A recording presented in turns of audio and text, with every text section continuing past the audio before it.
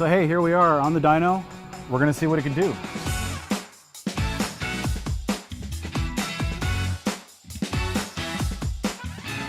So we're gonna do a couple runs. Obviously we want to see max power, max torque. The stock Tesla control limits the base drive unit to a little over 14,000 RPM. That's about 115 miles an hour when we tested it. The sport unit would run up to a little over 15,000.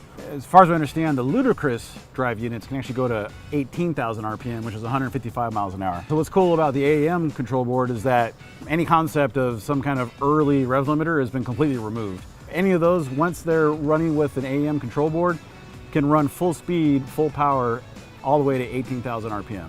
No rev limiters, all that's completely removed. But I will say, at 18,000, they're not exactly making a lot of power. So for the dyno pulls, we're gonna run up to about 13,000 RPM.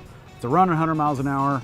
That's plenty fast for the dyno. It definitely gives us a good opportunity to show the max torque that we're gonna make down low. We're also gonna exercise a couple of different power levels, performance levels with the keypad. So on tap, with one button push, I can go from 300 Newton meters of torque up to 400. I think we're ready to go. Let's let her rip.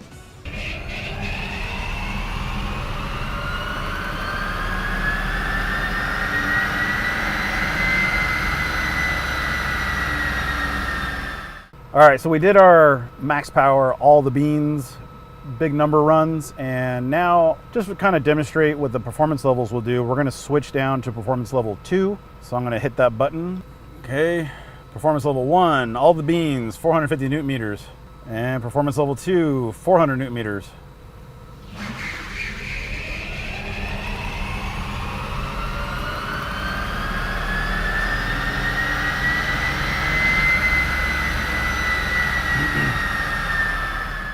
All right, now we're gonna go performance level 3, take it down another notch. Torque limit, 350 Newton meters.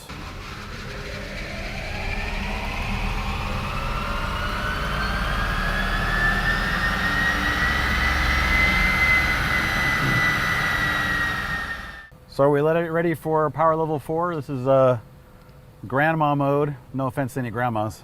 Maybe we'll call it turtle mode. No offense to any turtles.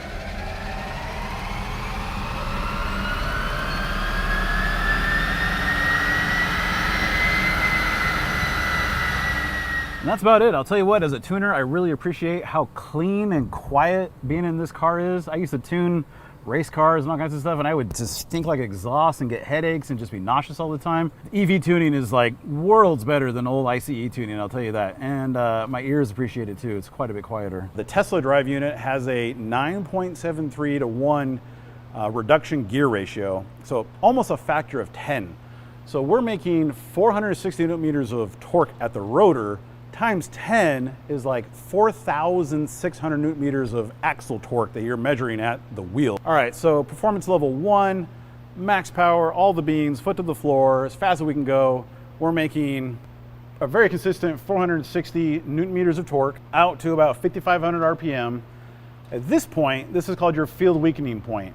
So in order to maintain and make as much power as we can, we have to start dropping the torque curve off. So the torque curve is starting to decrease. Our power curve, we're making right at just a tad under 300 kilowatts of horsepower, plenty of go. So performance level 2, so we're asking for 450, we get about 460, not bad. We're gonna drop it down about 50 Newton meters, not quite, 424, 425. It's nice when you get more than you ask for. Next performance level, we're gonna drop it down to 350, which is getting us more like 380, still not a bad problem to have. And then finally, our last performance level, down to 300, our valet mode.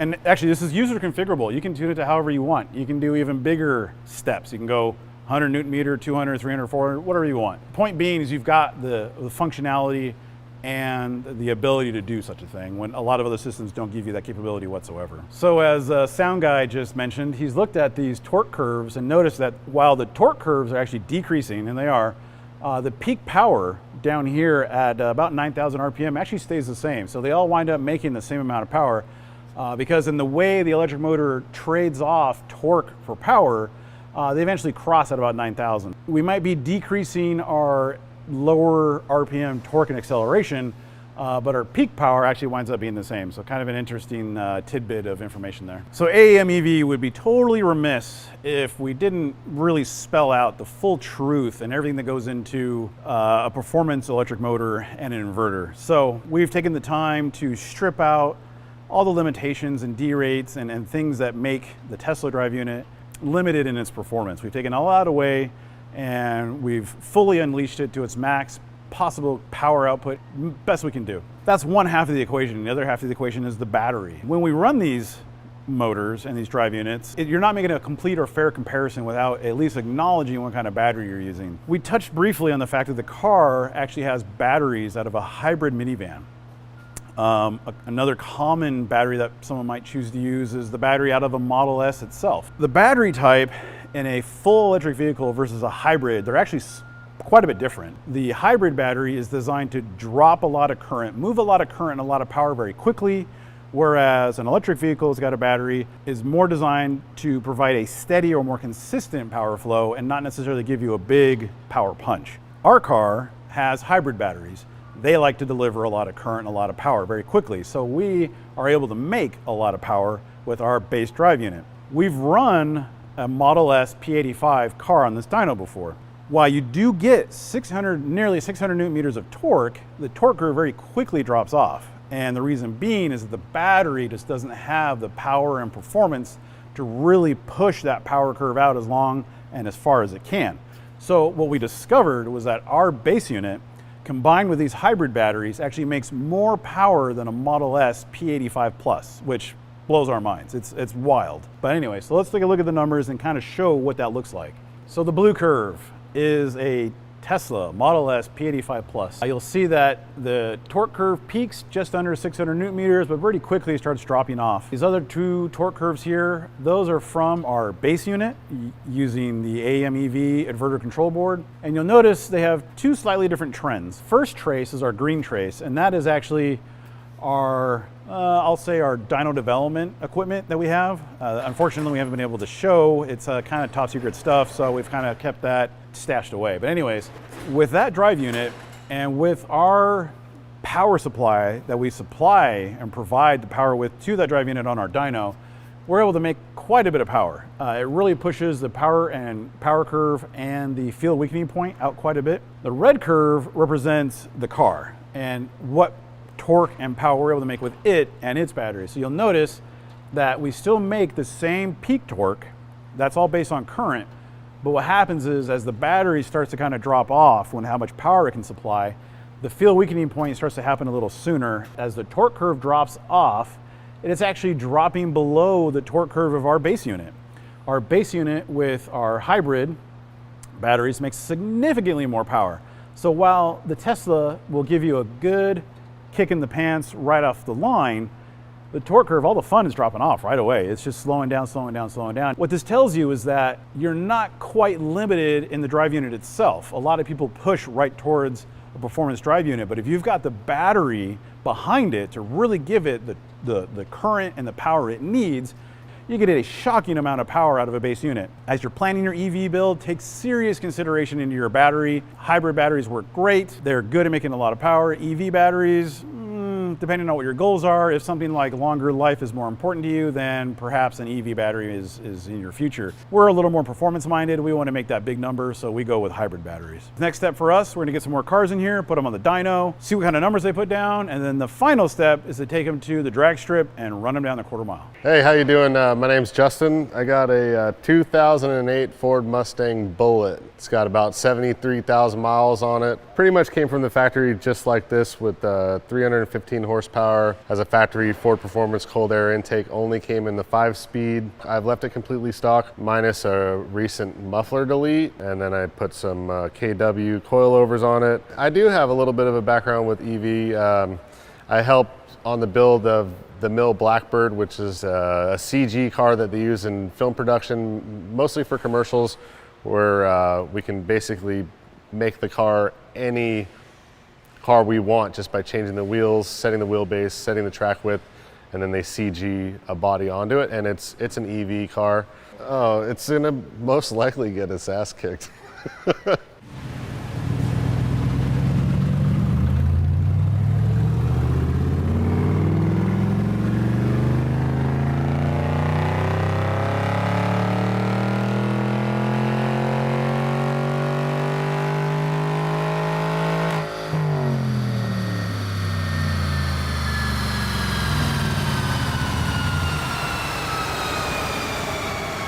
I've run the Mustang GT, the Bullitt car on the dyno. So the first thing you'll notice in the dyno plots is that the RPM range for the Mustang is from about 1500 RPM to a little over 6000 RPM. At that point, you got to shift into the next higher gear and keep going. With the Tesla, it'll run up to nearly 18,000 RPM. So our range is quite a bit larger. So there's no shifts that have to occur. There's no upshifting, no clutch, no delays between gear shifts. It's all just right there, right away, pedal down and go. The power pulls on something like a Tesla will go from basically stopped all the way to well over 100 plus miles an hour. We ran it maybe up to like 75 miles an hour in third gear. So we're able to measure the power in each gear independently. So we didn't have to run it in fourth gear direct drive. We can run it in actually any gear, synchronize the speed and run it in that particular gear, which works out really well. Let's get down to the nitty gritty and actually talk about some of the number details here. This particular motor is what's called the mod motor 4.6 3-valve, and the 3-valve has the benefit of having a single overhead cam that actually is variable, and you can see where that variable cam kicks in, and you can see that in the torque curve. Down here we're making let's say 330-ish Newton meters of torque, and then it looks like the cams probably start to do their thing, and it makes a peak of about 385 Newton meters. That's pretty good. That's not bad at all. And that carries out and drops off to about 325 once we get to the red line of about 6,200 RPM. Now, as far as what that equates to in power, we're making just a little over 210 kilowatts, 209, 210 kilowatts. Pretty good, considering the motor is rated for 315, figuring in about a 15% drivetrain loss. These numbers totally make sense for what they are. Now, the thing to compare really is just the stark comparison between the power level you get with the internal combustion engine and then what you would get with something like the Tesla. Another 100 kilowatts, basically, of power. And I think every 100 kilowatts is 1.3, so about another 135 horsepower. The performance on an EV, on something like a Tesla large drive unit, is bar none. Gear reduction ratios you get, the torque output, I mean, it's a big honking motor and a big drive unit that just makes a ton of torque and has a single gear that revs all the way to almost 18,000 RPM. So it's just, there's no comparison. They're night and day different, and you can see that in the dyno plot. The next car up that we're gonna run is actually, we're gonna pit the Tesla powered, Tesla battery, Tesla Sport drive unit from a Model S P car to our Mustang. We've just finished running the Model S P85 Plus car, and this has got rear-wheel drive, two-wheel drive only, large drive unit, sport version, the performance version. Right off the bat, let's look at the torque curve. So large drive unit has been published to make about 600 Newton meters of rotor torque. We'll be generous and give the peak. It made about 570, 571 Newton meters of torque. That's great, that's really good. And actually driving this car around, I mean, it throws you in this seat. It really is instantaneous, it's awesome. But the thing we wanna see, you know, granted it does make 550, 570 plus Newton meters of torque. You can't ignore the trend, the actual torque trend itself, the characteristic of the torque curve, that it pretty quickly starts to drop off. You get that really first quick acceleration, and then you kind of feel that the fun is starting to end, and it kind of doesn't pull as hard as long. So the torque curve drops off and continues to drop off, and what that really is indicative of is the battery chemistry. You do get the kick in the pants right off the bat, that's great, but the power, just because your bottleneck, the limit here actually is the battery itself. It's not able to push out the power and the current that the motor really needs to continue making as much power as possible. So that was the torque curve. Let's look at the power curve. And here we can start to kind of compare to the power curve from the Testang. Because the sport unit is making more torque, the upward trend of the power curve is greater than the one on the Testang and with the base LDU. So it's making more power, making it a little more sooner because it's making so much more torque. It's making like 150 Newton meters more torque, which is very significant. But because the torque curve is starting to fall off, the power curve peaks, that's probably about 40 miles an hour like I was saying before, and it pretty well flatlines and then kind of starts to drop off as the motor speed continues to increase. So the thing to really take away from this, let's look at the power curve from the Testang with our base LDU with the AEM EV control board. Is granted, our rate of power isn't as significant or as high as it is in the sport unit, but notice that it keeps going and it finally peaks up right at 300 kilowatts. According to our dyno, this Tesla Model S P85 Plus made about 275 kilowatts of power. We're making 25 kilowatts of power more with the base large drive unit in our Testang.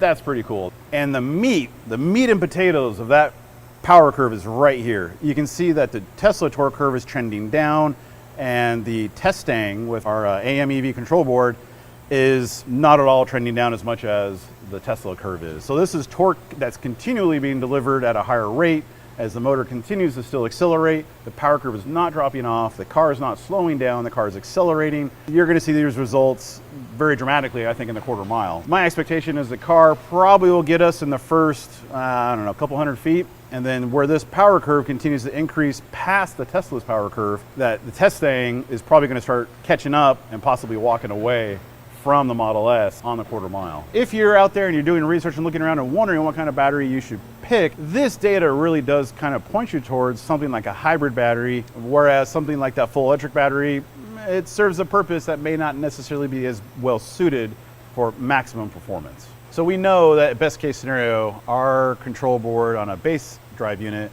makes 50 to 55 more newton meters of torque than a stock setup does. Stock Tesla is going to be probably down here at the 400 mark, and if we project that out, it's going to follow, I'm assuming, the same trend where it's going to want to start falling off and kind of mirror the P85 power curve or the torque curve. It's going to be somewhere down underneath here and quite a bit less power, probably under 250 kilowatts. If it makes more than 250, I'll be surprised. All right, hey guys, so a little bit of a bonus footage here. Let me give you a little background, a little premise about what we're doing right now and why we're doing it. So when we did all of the base LDU development, what we tested and did development on was actually a stripped down drive unit that was mounted in a Tesla subframe, had the drivetrain suspension, the axles, the wheels, hubs, everything, and that whole assembly minus a car, we made a rig for and we bolted it to our dyno, and that's where we did literally well over 1,000 runs to collect data and characterize and tune the motor. A lot of this base data that we have were from that test unit. The one thing we haven't done is actually tested a true, real, from the factory base Model S base drive unit.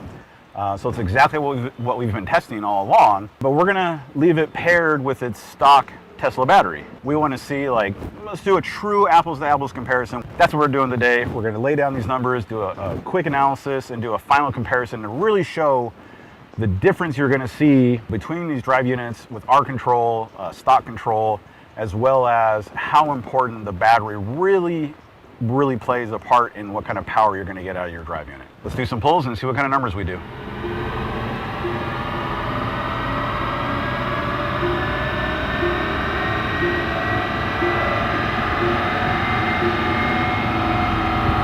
So now that we're looking at the data, pretty sure I said we're going to make 250. And it turns out that peak power, this is the red trace here on the base unit on this car, made 247 kilowatts. So right around that 250 mark. 420 newton meters of torque. We've seen that before. That's pretty standard. And just like we saw in the P85 car, is it makes that torque, but it can only make it for so long. Honestly, before the battery power and its voltage really starts to drop off. Thus, when that happens, you see that the torque curve starts dropping off, and that correlates into the power curve coming up, broadening out at about 250 kilowatts and then staying relatively flat, and then eventually tapering off in higher RPM. So the next step up from this, let's talk about getting into the AEM control board. Okay, we put that into the drive unit, and now the drive unit is completely unleashed. Comparing to the next combination, which is going to be the base drive unit, AEM control board, and the hybrid batteries in our Testang, we've got our green trace. So looking at the green trace, in this particular setup, we're making about plus 40 newton meters of torque.